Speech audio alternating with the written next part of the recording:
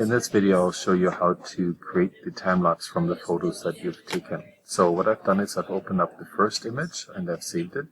Now you want to bring in the other images. So I'm going to go to the folder where I've saved them all, click on the first one, then hold down Shift and click on the last one, and then drag them all into the file.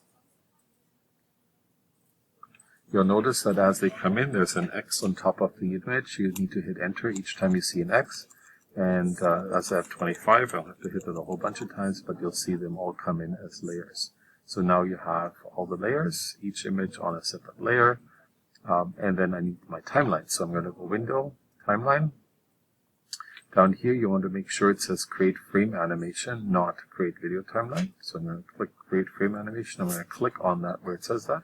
You'll see it has opened up my first frame, and it's all there. And now the quick way is that you go to the menu, and you go to Make Frames from Layers. So I'll click on that, and now it's made 1 2 frame for every single layer I have here.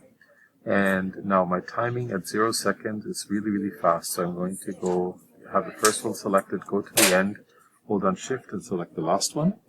And then I'm going to change the speed here to 0.1 seconds. Now if I hit play, you can see I've got a pretty decent timeline playing there. Now, that's pretty much done, but you want to export it in a way that you can see it or put it on your blog. So you're going to go File, and you're going to Export, and you're going to go Save Web as for Web Legacy. Up here, you want to make sure it says GIF.